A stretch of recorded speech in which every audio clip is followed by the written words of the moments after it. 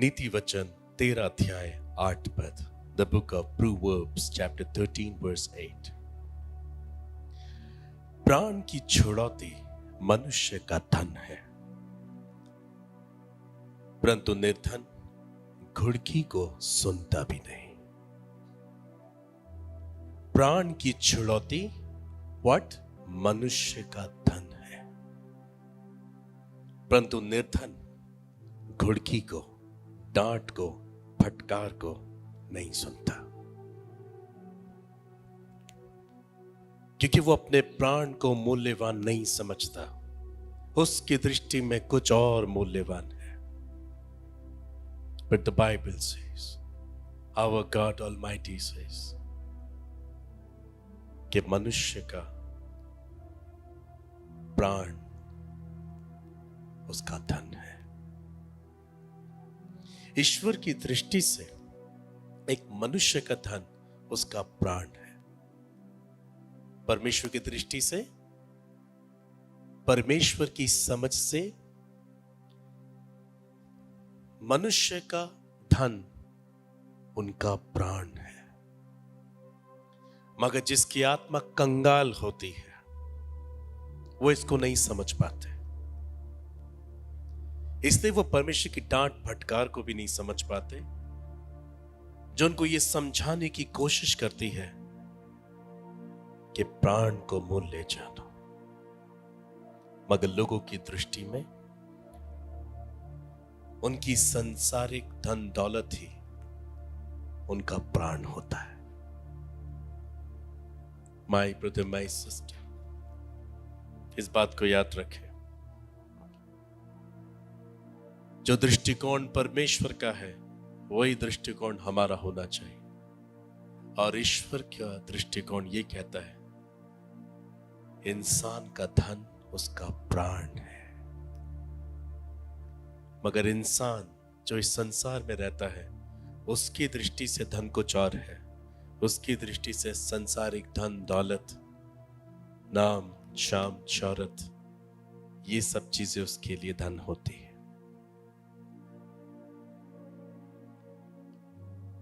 Bible में हमने कई बार इसके विषय में जानकारी प्राप्त की है, पर कई बार हम चूक जाते हैं। हम मूल्यवान स्थिति पर प्रस्तुत मूल्यवान जो वस्तुएं होती हैं उस पर ध्यान न देकर किसी और चीज को मूल्यवान समझने लगते हैं। आपकी सोल इंपॉर्टेंट है, आपका प्राण इंपॉर्टेंट है। अगर परमेश्वर कहता है कि एक इंसान का धन उसका प्राण है, तो मैं समझता हूं वो ये कह रहे हैं इससे हटकर और कोई चीज मूल्यवान हो नहीं सकती। यीशु मसीह ने एक घटना का उल्लेख किया था। If you read the book of Luke chapter 12 verses 16 to 21, लूका 12 अध्याय 16 से 21 पद में लिखा है, उसने उनसे एक दृष्टांत कहा। किसी धनवान की भूमि में बड़ी उपज हुई।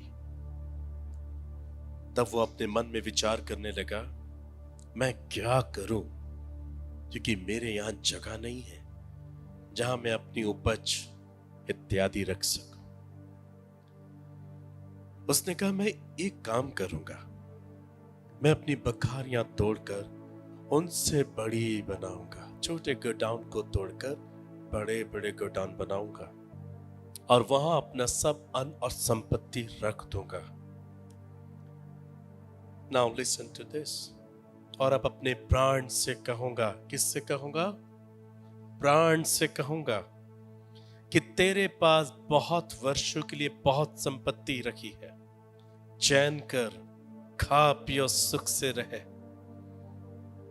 परंतु परमेश्वर ने उससे कहा, हे मूर्ख, इसी रात तेरा प्राण तुझसे ले लिया जाएगा।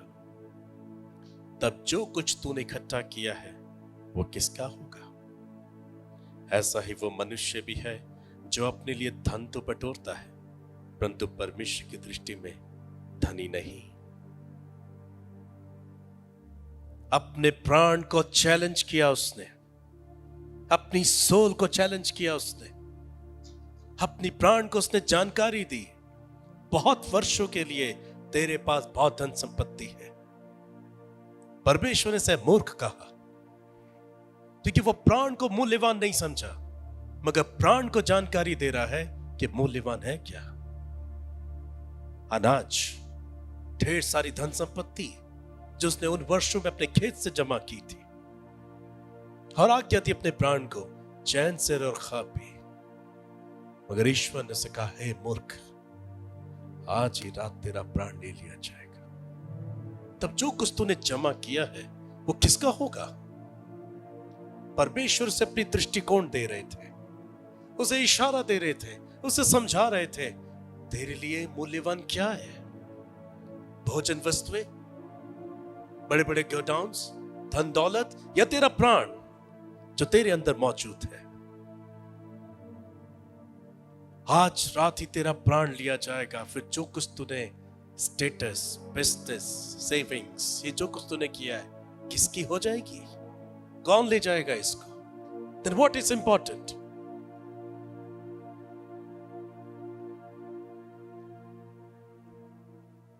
Oh my brother, my sister, soul is important. सारा युद्ध आपकी सोल को बचाने के लिए हो रहा है। जो कुछ हो रहा है आपकी आत्मा को ही बचाने के लिए किया जा रहा है। बाइबल कहती है उसने स्वर्ग छोड़ा, उसने स्वर्ग की महिमा का त्याग किया और मनुष्य बनकर हमारे बीच में आया, अपने आप को शून्य में से भी शून्य किया। हमारे प्राण को मूल्यवान समझा, हमारे प्राण को बचाने के लिए क्रूस पर उसने अपने प्राण को बलिदान कर दिया। वो इस संसार की जमीनों को बचाने नहीं आया था, वो बड़े बड़े घरों को बचाने के लिए नहीं आया था, वो हर एक इंसान के प्राण को बचाने के लिए आया था।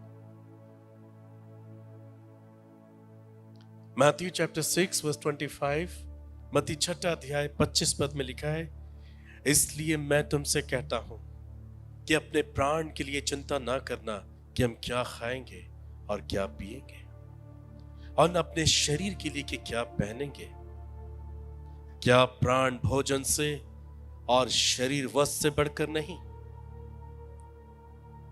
वस्त्र जरूरी है या शरीर? ऑफ कोर्स शरीर। शरीर ही नहीं होगा तो कहां वस्त्र पहनाओगे? भोजन जरूरी है या प्राण? प्राण ही नहीं बचेंगे तो भोजन रखोगे क्या? शरीर और उसके अंदर जो प्राण है ये मूल्यवान है।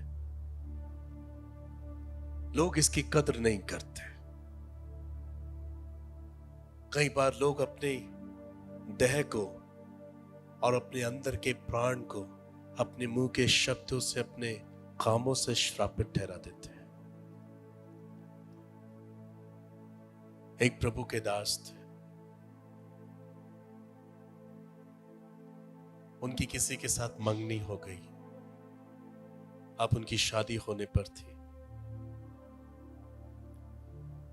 एक दिन वो अपनी होने वाली मंगेतर के साथ, फियांसे के साथ बीच पर टहल रहे थे। क्या ये जो व्यक्ति था एक सेवक था। उसके होने वाली साथी ने कहा, क्या तुम मेरे लिए प्रार्थना करोगे? मेरी टांगों में बहुत दर्द रहता है। उसने पूछा, कब से तुम्हारे ये दर्द है? मैं अगर याद करूं तो करीब 18 सालों से ये दर्द मुझे सता रहा है। उसने कहा, 18 सालों से? ये तो बहुत ही भयानक बात है। उसने कहा, लाओ मैं तुम्हारे लिए प्रार्थना करता हूं। इस लड़की का नाम रूथ था और इस व्यक्ति का नाम डेरिक। उसने हाथ बढ़ाकर उसके घुटनों पर, उसकी टांगों पर रखा। हे टांग, मैं धन्यवाद करता हूं कि तुझे प्रभु ने बनाया। मैं तुझे धन्य कहता हूं कि तुझ में अभी भी बल मौजूद है कि रूथ 18 सालों से तेरे बल से खड़ी है। आज मैं तुझे आशीषित करता हूं, तो फिर से चंगी हो जा, ईश्वर के नाम से खड़ी हो जा। डेरिक ने इतना ही कहा था कि 18 साल का दर्द गायब हो गया और वो दौड़ने लगी, वो चलने फिरने लगी। उसकी खुशी का ठिकाना नहीं था। उसने कूदते हुए आनंद के साथ डेरिक से पूछा, ये कैसे हो गया? पिछले 18 सालों से मैं दर्द से पीड़ित थी। रूथ, याद करो, कुछ तो ऐसा हुआ होगा जो तुम्हारी टांगों ने तुम्हारा साथ देना बंद कर दिया। रूथ ने बहुत ध्यान लगाकर सोचा तो उसे याद आया 18 साल पहले जब वो एक स्टूडेंट हुआ करती थी, एक स्कूल में एक लड़की हुआ करती थी, तो उनके टीचर्स उनको पिकनिक के लिए लेके गए थे और जिस जगह इनके कैंप लगे थे वहां पर इसका भी एक छोटा कैंप टेंट लगा था और हर एक कैंप में कुछ कुछ लड़कियों के ग्रुप्स रखे गए थे, कुछ लड़कों के ग्रुप्स रखे गए थे। तो रूथ कहती, मुझे याद आ रहा है ये ठीक 18 साल पहले की घटना है कि मैं क्लासरूम में मैं पिकनिक के लिए गई हुई थी और मैं अपने टेंट के अंदर थी और अचानक मेरे साथ में पढ़ने वाली एक लड़की अंदर आई और वो शीशे में मिरर में खड़े होकर अपने बालों को झाड़ रही थी और मैंने उसे ऊपर से लेके नीचे तक देखा। मुझे उसकी टांगे बहुत सुंदर लगी और मुझे याद है कि मैंने डायरेक्ट ये कहा था, तुम्हारी कितनी ब्यूटीफुल लेग्स हैं, तुम्हारे पास कितनी अच्छी टांगे। जी, मेरी टांगे कितनी गंदी है, कितनी बुरी टांगे हैं मेरे पास काश तुम्हारी जैसी टांगे होती। हाँ डायरेक्ट, तब से ही मुझे यह दर्द है। डायरेक्ट ने कहा, जो तुम्हें मिला तुमने उसे मूल्यवान नहीं समझा, तुमने उसकी कद्र नहीं की, वरन तुमने अपनी जबान से उसे श्राप दिया। And she cried and confessed before God. प्रभु मुझे माफ कर दीजिए, मैं ज्ञान थी, मैं आपके हृदय के वचन को नहीं जानती थी। और आज रूथ तुम्हें प्रभु ने खड़ा किया तो उसका कारण यही है कि जिस टांगों को तुमने श्राप दिया तो मैंने उन्हें आशीष दी, मैंने उन्हें आशीषित किया। Now you can stand and walk and run. My dear brother sister, कुछ समझ में आ रहा है? जो कुछ आपके पास है, आपके शरीर में है, वो मूल्यवान है। मेरी टांगों में बल है इसलिए मैं खड़े होकर बोल पा रहा हूं। धन्यवाद कि मैं गूंगा नहीं इसलिए सुना पा रहा हूं। धन्यवाद कि आप डेफ नहीं है, आप बहरे नहीं है इसलिए आप सुन पा रहे हैं। आप में से कोई भी नैरो माइंड का नहीं है, पागल नहीं है, पर आप समझ पा रहे हैं कि क्या हो रहा है। इस अद्भुत चमत्कार के लिए इसे मूल्यवान समझते हुए ईश्वर को धन्यवाद करो। Thank you Lord with all your heart. शरीर और उसमें का प्राण मूल्यवान है। प्राण आपके शरीर में रहता है। हम इन दोनों को मूल्यवान समझना चाहिए। अपनी जबान से किसी भी प्रकार से ईश्वर की क्रिएशन को चैलेंज नहीं करना चाहिए। मेरे बाल सुंदर नहीं है, ईश्वर ने दिए वो आपको बाल। सर पर का आपका एक बाल भी आप गिन नहीं सकते कि कितने हैं। सर से लेकर पांव के नखून तक आप जिन बातों की चर्चा करते हैं चैलेंज के साथ, ये कंपेयर करते हैं किसी दूसरे के साथ, सही बातों में आप ईश्वर को चैलेंज कर रहे होते हैं। आपने मुझे अच्छा नहीं बनाया, आपने मुझे खूबसूरत नहीं बनाया, मेरे बाल अच्छे नहीं, मेरे नाखून अच्छे नहीं, ये सब बातें कहकर एक इंसान अपने शरीर प्राण पर ही श्राप लाता है।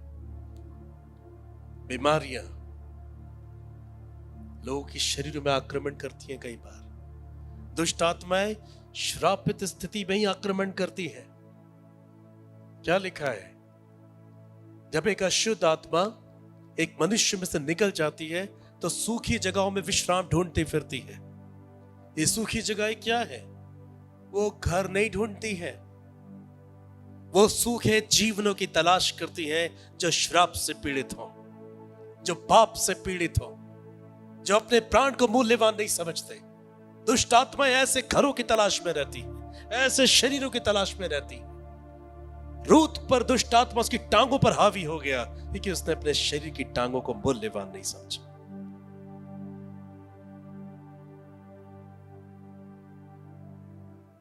हमें इस बात को याद रखना चाहिए। बाइबल कहती है जब उसे सूखी जगहों में विश्राम नहीं मिलता तो वो फिर से अपने उसी घर में लौट आती है और क्या देखती है? झाड़ा बुहारा साफ सजा हुआ पाती है। अब सफाई है ना वहां पर। सफाई के स्थान पर मूल्यवान चीजों को स्थापित कर दो। ईश्वर को अपने प्राण को ईश्वर के अधीन कर दो।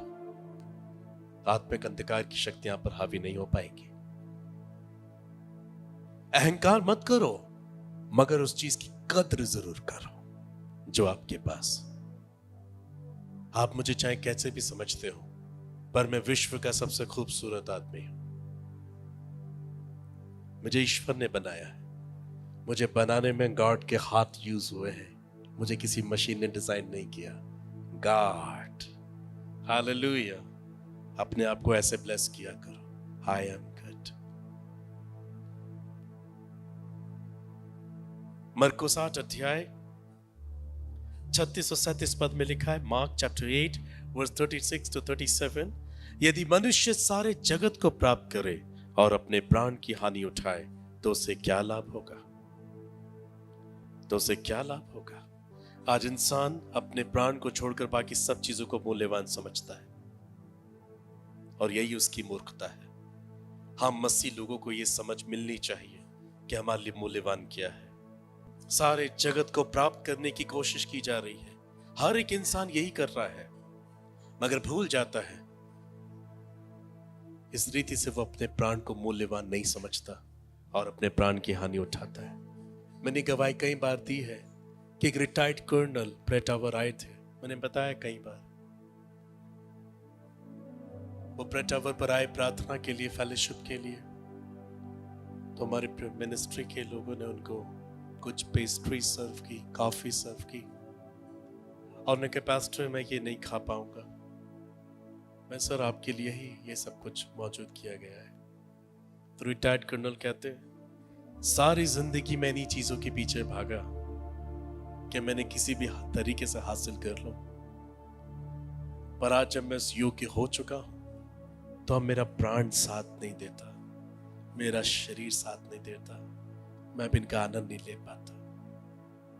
उन्होंने जगत को तो प्राप्त कर लिया था पर अपने प्राण को कमजोर बना लिया था। अपनी सोल की कभी चिंता नहीं की। अब्राहम, इसहाक, याकूब लोगों को आपको लगता होगा उन्होंने कुछ खाने पीने की चीजें या कोई चीज छोड़ी होंगी, उम्र हो गई है तो नहीं खा सकते। आज बुढ़ापे में इंसान कहता है बस रेड मीट बहुत हो गया। एक इसहाक था, इतना बूढ़ा हो गया था कि ब्लाइंड हो गया था, और बूढ़े होने पर भी कहता है आज मुझे एक बकरी के दूध में पका हुआ मांस खाने का मन कर रहा है। आपके माँ बाप को कहेंगे नहीं खाना नहीं, डॉक्टर ने मना किया है।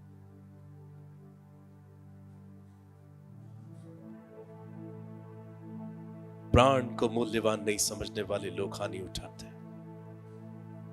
मैं ये तो नहीं कहता कि आप पेटूपन के शिकार हो जाए, क्योंकि वो भी एक पाप है, मगर बैलेंस के साथ प्राण को मूल्यवान समझते हुए हमें अपना जीवन जीना चाहिए। आप जॉब्स करें, बिजनेस करें, पैसा जमा करें, कोई बुरी बात नहीं है, मगर पैसे को ईश्वर से ज्यादा महत्व देना महापाप होगा। ईश्वर को धन के स्थान पर रिप्लेस करना भयानक होगा। हम जब तक इस संसार में है, पौलुस कहता है इस सारी वस्तुओं के मानंद है, काम में लाते लाते एक दिन नष्ट हो जाएंगी। सो इस्तेमाल तो करो पर उस पर निर्भर मत रहो। Do your job, do your business, saving करो, there is no problem at all, but वो ईश्वर नहीं हो सकता और निर्भरता भी नहीं हो सकती कि इसकी वजह से जी पा रहे हैं। नो, हर एक इंसान परमेश्वर से जीता है, परमेश्वर की कृपा से जीता है, और जब तक हमारे अंदर प्राण है तभी तक हम जी पाते हैं। अगर प्राण मौजूद है तो इसका मतलब प्राण के रखवाले ने हमारे प्राण की रक्षा की है। हालेलुया। तो यदि मनुष्य सारे जगत को प्राप्त करे और अपने प्राण की हानि उठाए तो क्या लाभ होगा? तो जो भी करो ये सोचकर करना कि मेरे प्राण का मूल्य कमजोर ना पड़ जाए। सब कुछ हासिल करने के दौड़ में, चक्कर में कहीं अपने प्राण को मत गवा देना, क्योंकि बाइबल कहती है ये अच्छा नहीं कि एक टुकड़े रोटी के लिए कि इंसान पाप करे। पेट भरने के लिए पाप को भी अंजाम देंगे, और परमेश्वर इसे समझता है? नहीं समझता। वो परमेश्वर धार्मिकता को समझता है, ईमानदारी को समझता है।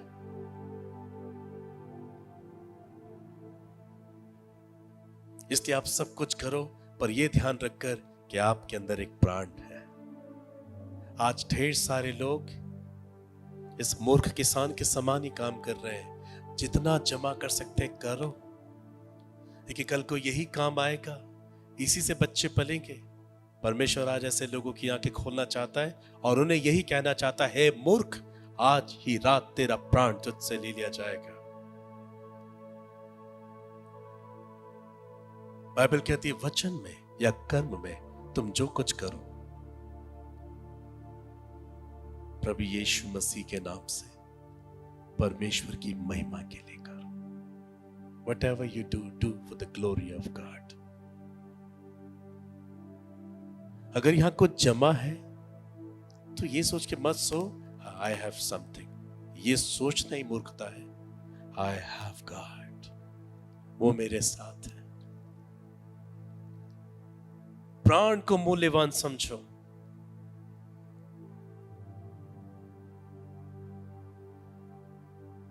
हम इतने मूल्यवान हैं कि बाइबल कहती है कि प्रभु यीशु मसीह हमारे प्राणों का रखवाला बना, क्योंकि और कोई हमारे प्राण को नहीं संभाल सकता था। पहला पत्रस 2:25 पद।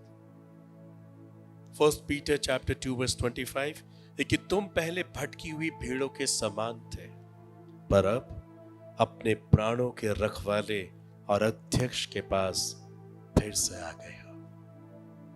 जो अभी तक अपने प्राण को मूल्यवान नहीं समझता, अपनी सोल को प्रेशियस नहीं समझता, वो अभी भी भटका हुआ है और नहीं जानता अपना अंत किस रीति से करेगा। आज अनेक लोग संसार की कुछ समस्याओं से इतना ज्यादा परेशान हो जाते हैं कि आत्महत्या कर लेते हैं। आत्महत्या वही करते हैं जो अपने प्राण को वैल्यू नहीं देते हैं, अपने प्राण को मूल्यवान नहीं समझते। आत्महत्या करने वाला व्यक्ति ईश्वर के खिलाफ महापाप करता है, क्योंकि ये जीवन हमारा नहीं, प्रभु का दिया हुआ है। इसलिए ऐसा कदम उठाने वाले लोग कभी भी स्वर्ग जा नहीं सकते। उनके लिए सिर्फ नरक और उसकी पीड़ाएं मौजूद है। मरना सॉल्यूशन नहीं है। परमेश्वर हमारे लिए सब कुछ कर सकता है। अगर आप अपने प्राण को ध्यान में रखकर अपनी जिंदगी को जिएंगे, then you will be blessed, you will be fruitful, and you will carry the God kind of peace in your heart.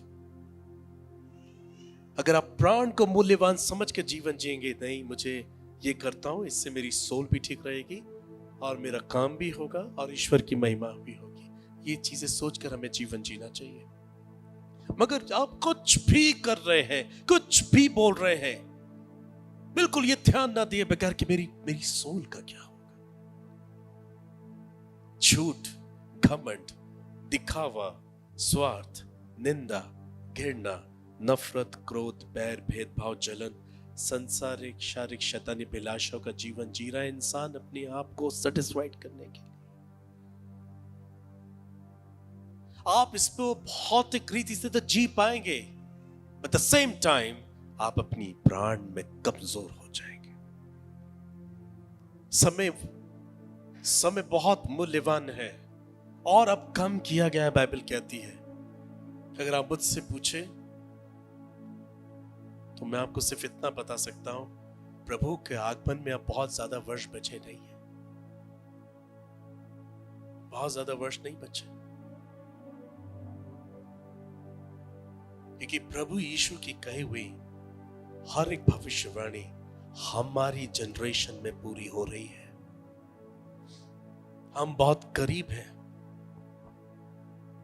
और मुझे जो ड्यूटी मिली है वो यही है कि मैं अपने आप को भी श्वेत सिंहासन के सामने खड़ा होने के योग्य बनाए रखो, और जो मुझे मिले हैं उनको भी वैसे तैयार कर।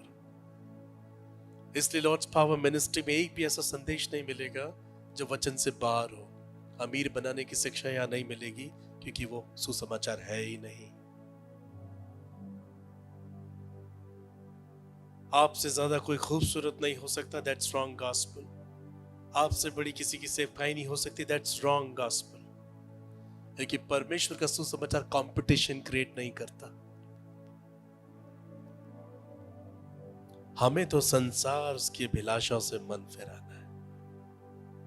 एक गीत है ना, संसार से मन फिरा लो, तुम फिर ना कहना ये दोबारा।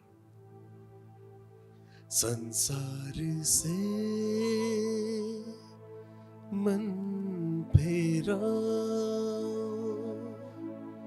तुम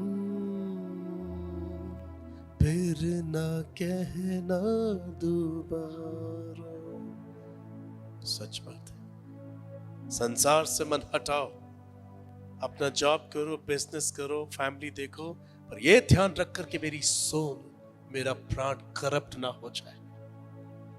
मैं जीवन जीऊंगा जरूर, मगर पवित्रता में स्थिर रहकर।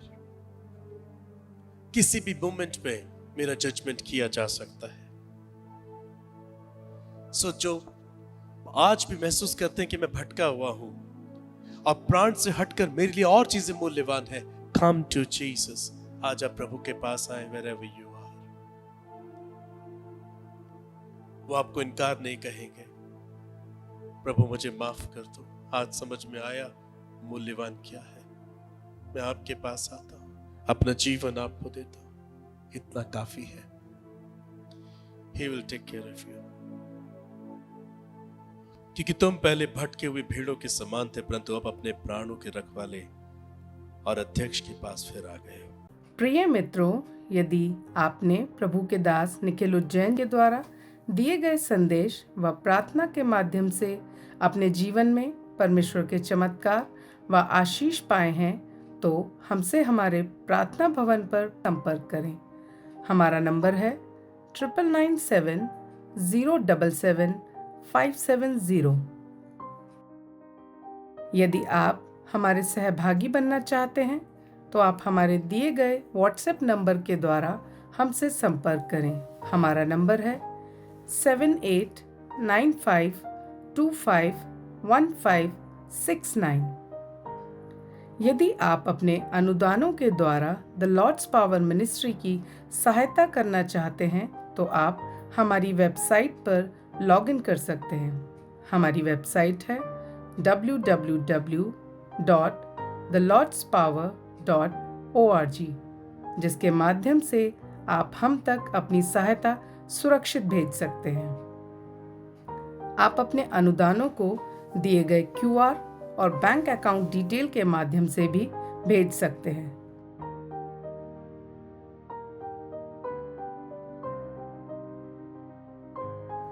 प्रिय मित्रों, हमारे दानदाताओं को द लॉर्ड्स पावर मिनिस्ट्री में योगदान करके कर प्राप्त करने का विशेष अधिकार प्राप्त है। सामाजिक कारणों के लिए द लॉर्ड्स पावर मिनिस्ट्री को किए गए दान पर भारतीय आयकर अधिनियम की धारा 80G के अनुसार कर छूट है। सहायता हेतु दिए गए नंबर पर संपर्क करें 9997077570 या हमारी वेबसाइट www.thelordspower.org पर लॉगिन करें। धन्यवाद।